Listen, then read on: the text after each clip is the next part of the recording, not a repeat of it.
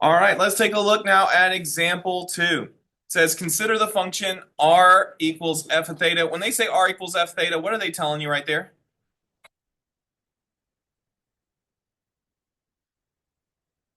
What two variables are here? R and theta. What are they telling you if you're using an r and a theta? Polar. We're thinking of it's going to be polar on this interval. Now, part A, this time I'm going to switch up the order and just kind of show you can do this whichever order you like. Let's look at the rectangular version. This right here is rectangular. Why is this rectangular? That's right. It uses y and x. This is rectangular. So here, y is equal to f of x, whereas in a moment, we're going to graph r equals f of theta. So 4 cosine 3x. Okay, what can you tell me? What does that 4 represent? That is the amplitude. Good. Now, the 3, what that's going to do is it's going to have an effect on the period. Cosine's period is supposed to be what? What is cosine's period normally? 2 pi. Now, if you remember, the formula was 2 pi over b. This 3 value, it says to multiply, but it's on the inside. Is inside a liar or truth teller? A liar. So my period's actually going to be 2 pi over 3. To help me graph this, I'm going to draw a circle. Cosine is what values?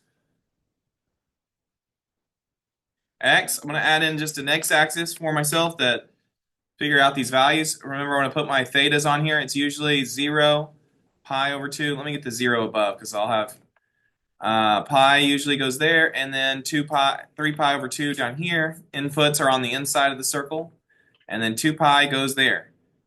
Okay, but on this problem, it's not going to stay those values because what happens to my values here? With the b of 3, what's going to happen here?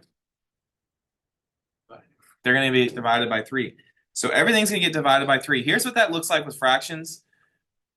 It's like multiplying by 1/3. That's the same thing as dividing by 3. And so all these values are going to kind of shift over. This 2 pi is easy just to do it 2 pi over 3. What is 0 divided by 3? 0. So I'm not even going to change the 0. That'll stay. Now on the outside, I want you to tell me about cosine. Does cosine start at its maximum, its minimum, or its midline? Its maximum. So this value will be 4 times the maximum value of 1. This over here will be 4 times 1. Whoops. 4 parentheses 1. What is 4 times 1? 4. That's where that's going to be graphed. Okay, what about this point here? Is that at cosine's maximum, minimum, or midline? No, we're thinking of cosine. Cosine's x. Is this point on the x-axis at its maximum, minimum, or its midline? Midline. So it'll be 4 times 0. What's 4 times 0? Okay, to the left, is that cosine's maximum, minimum, or midline? Minimum. So this will be 4 times, cosine's minimum is -1. What is 4 times -1? -4. This value, the output will be -4. And then finally, when we come down here, this will be 4 times, are we at cosine's maximum, minimum, or midline? Midline. That'll be 4 times 0. What is 4 times 0? 0. Okay, let's graph this. Once again, there is no midline. Or rather, the midline would be 0. The midline is 0 because they don't have a number. It does have a midline. The midline is 0. That's how I should say it. The midline's at 0. Let's plot our points. Our first point is at the input of 0. Our output is 4. Go to 4. The next point, oh, what's my input going to be here? I'm sorry, that's my output. My input would be pi divided by 6. Pi divided by 6 comes right before pi over 4. It's that mark. I know these graphs are weird. You actually skip one and then get pi over 6, pi over 4, pi over 3. That's how it works, like that. And then you'd skip 1, pi over 2. Okay, at pi over 6, our value is 0. So put that dot there. At pi over 6, our value is 0. Okay, our next input will be at pi over 3. That's pi over 3 right there. When I simplify, that becomes pi over 3. At pi over 3, what's my output?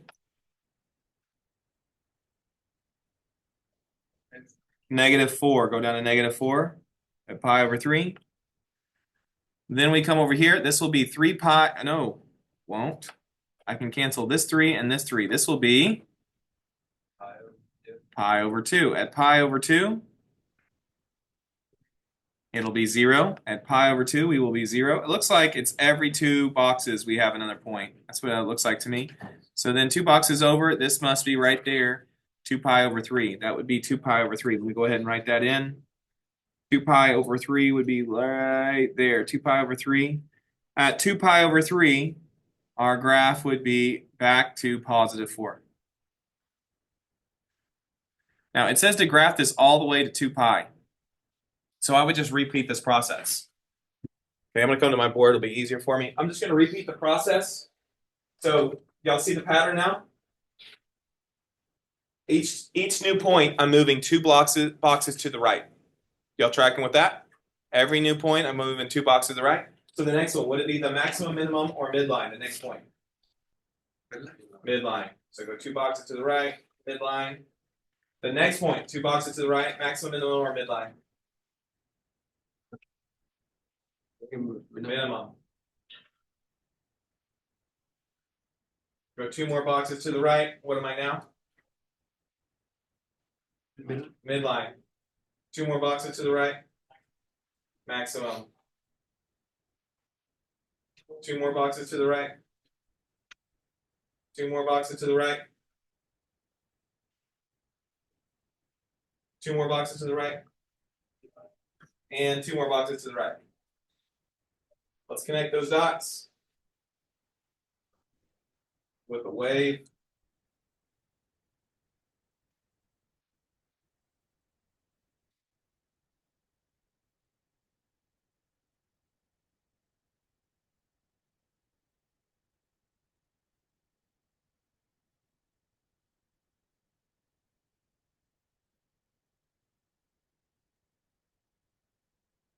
All right, great. How many maximums do you see on this graph? 4. How many minimums do you see on this graph? 3. Let's see how that appears when we graph this. So it says sketch the polar curve. What shape is the polar curve? I'm just going to use these these points. At 0, we were up at 4. So at the theta of 0, which is straight to the right, you have a value of 4. Go right 4 units. 1, 2, 3, 4. That was the value. At 0, we had a value of 4. Now, the next key point happened at pi over 6. What's our value at pi over 6? 0. So at pi over 6, our value now needs to be 0. Okay, I'm going to write them on our angles as we go around. So at pi over 6, our value is 0. So 0 is at the origin here, which means in between this value of 4 and this value of 3, this value of 4 and this value of 0, I have to decrease from 4 to 0. So as I curve from 4 towards 0, as I curve this way, I have to decrease to 0. So it's actually going to curve out like that. Whoops, I crossed over the line. I should not have crossed over the line. That's how it's going to go. It's going to curl like that. Okay, next value. What's the next key point we have on here? Is it pi over 3? At pi over 3, what's our value? Negative 4. At pi over 3, our next value is negative 4. So by the time we get to pi over 3, we have to be at negative 4. What does it mean to be negative on polar? Do I go towards it or away from it? Away. So I'm going to go towards the other pi over 3. 4 units. 1, 2, 3, 4. The graph is going to go to here. Now, this is moving from 0 to negative 4. So just take a guess. What do you guess? I want to do it in green here. What do you guess pi over 4's value might be?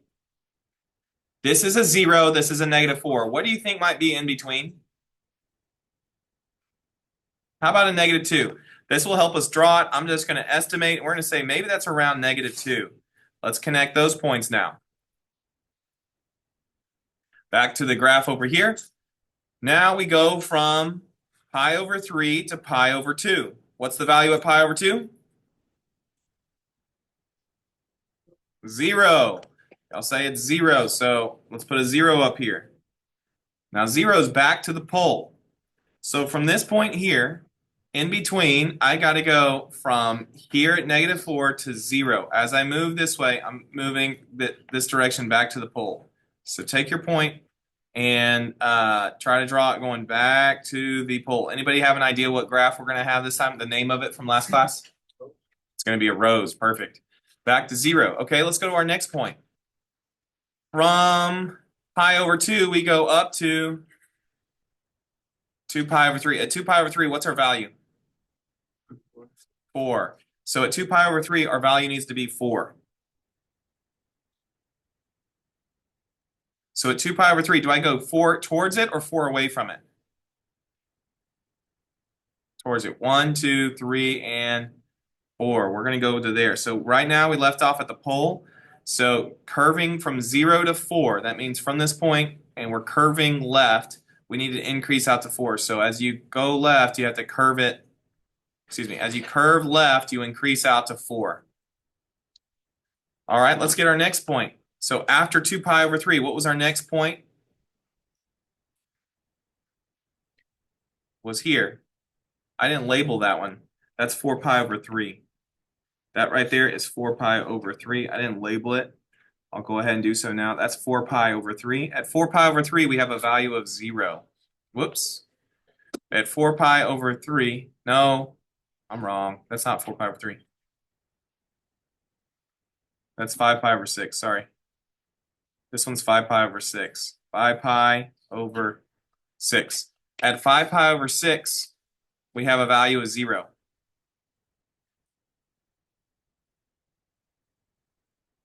So 0 is going to be back right here at the origin. So I got to go from 4 to 0. What do you think we might hit along the way?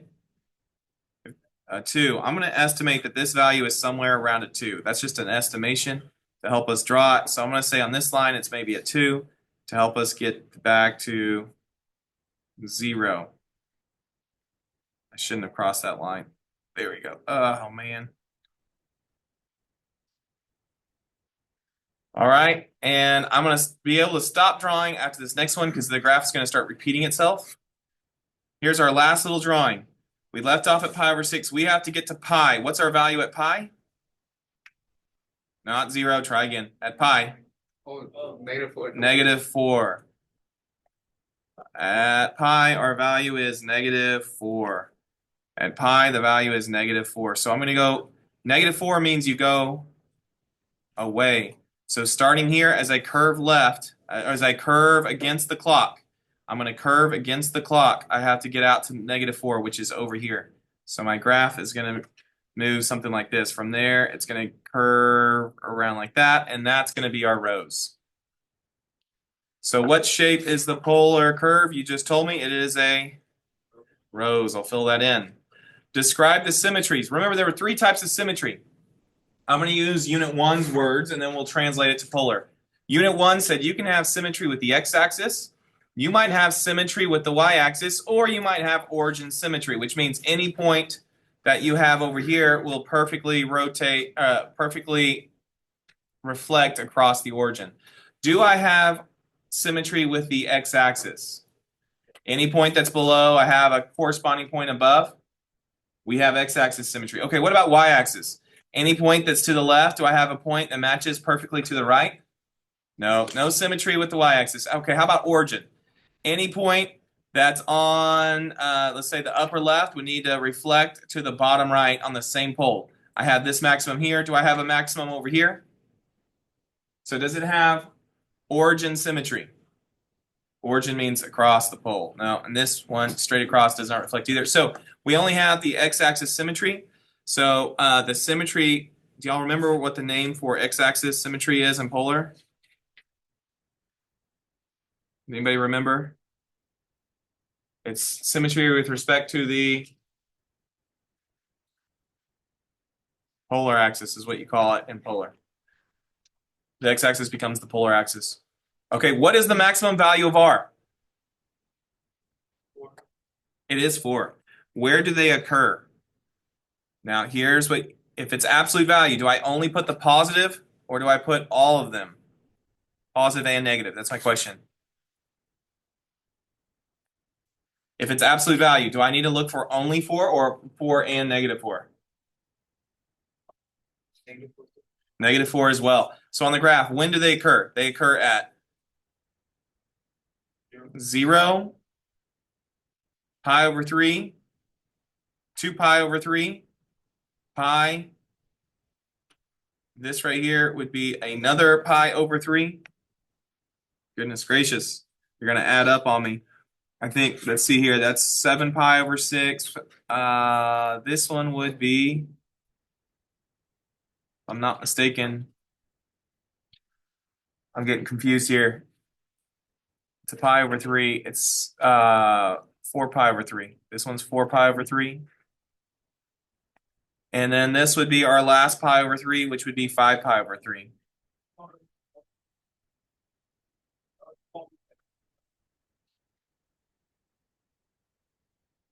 Okay, so these maximums occur when theta is 0, pi over 3, 2 pi over 3,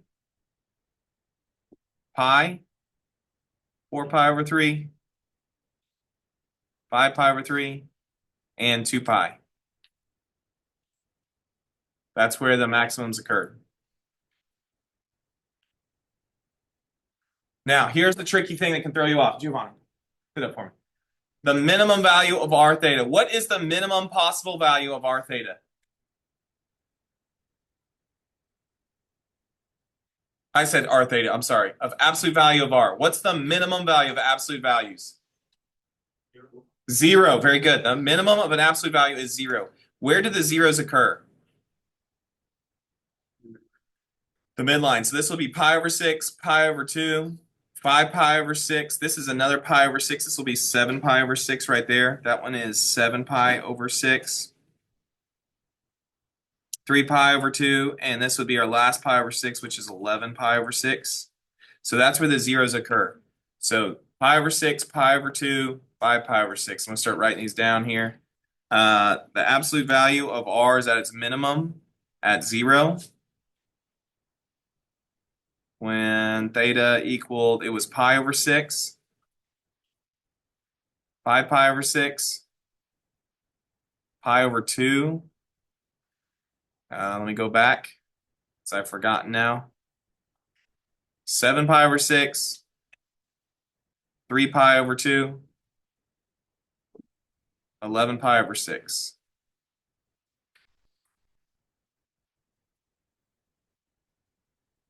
Seven pi over 6, 3 pi over 2, and 11 pi over 6. I think that's all of them.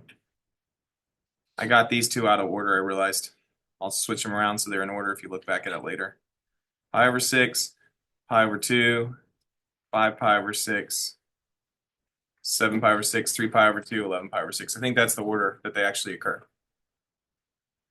All right, now you've seen me go through this another time. I think I actually have an F now that I think about it. Let's summarize here. Tell me about the values of R on this first interval. This first interval here. Are we positive or are we negative? Positive. Are we increasing or are we decreasing? Is the graph increasing or decreasing? Decreasing. Now, what about the distance? Is the distance increasing or decreasing? Decreasing. So we're positive, decreasing, decreasing. We are positive, positive, decreasing, and decreasing. The distance is also decreasing. Okay, how about from pi over 6 to pi over 3? From pi over 6 to pi over 3. Is my graph positive or negative? Negative. Is the graph increasing or decreasing? Decreasing. What about its distance, though? Is its distance increasing or decreasing from the midline? It's increasing. So it'll be negative, decreasing, increasing. Negative, decreasing. The graph was decreasing. It was going down. But its distance was Increasing because it's going away from the midline. We'll do one more and we'll stop this table. You can come back and look at it later, but I'll just do one more here. What about on the next interval from pi over 3 to pi over 2? Is my graph positive or negative? It's negative. Is the graph increasing or decreasing? Hey, I need more people. Is the graph positive or negative? Negative. Negative. Is it increasing or decreasing? Increasing. Is its distance increasing or decreasing? Decreasing. It's decreasing. So negative, increase, decrease. Negative, increase, decrease.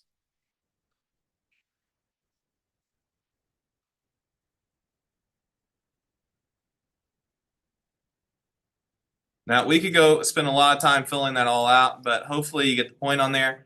The maximums and minimums, we've already filled that in the previous slide, so I'll fill that in later. But for now, I'm just going to leave that there. So hopefully you see kind of the pattern of what's going on. With all of that, let's go ahead and try DOL number 4. Try DOL number 4 now.